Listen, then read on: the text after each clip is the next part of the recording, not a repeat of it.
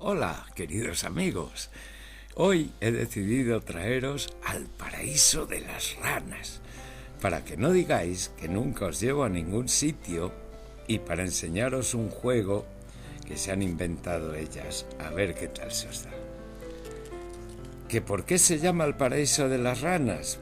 Pues hombre, no hay más que verlo, ¿no? Echarle un vistazo, un laguito entre pinares, un tamaño óptimo, si hay que cruzarlo a braza, soleado, pero con claroscuros en sus orillas, como veis, y unas maravillosas praderas de algas.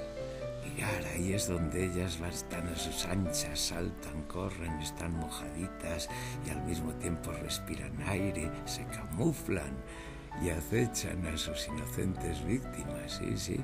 No tendrán los colmillos de un tigre, pero bueno, los saltos que pegan.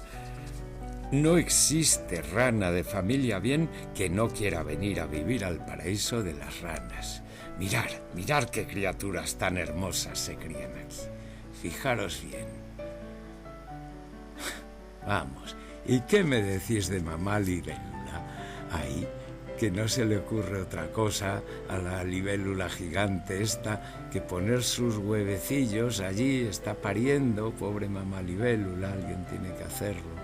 En la naturaleza, mirar al final del abdomen cómo tiene abiertas las dos patillas esas, y los pone los huevos debajo del tronquito en el agua para que salgan voraces larvas, y todo ante la atenta mirada del gendarme rana que está encima de ella un poquito a la derecha. No le quita el ojo. Me comeré tus huevos en cuanto te alejes de aquí, monstruo horrible. Esos niños no molestarán al vecindario. Respira, tú puedes, respira, ya asoman las cabezas. Mirar ahí cómo salen los huevecillos del abdomen de mamá libélula.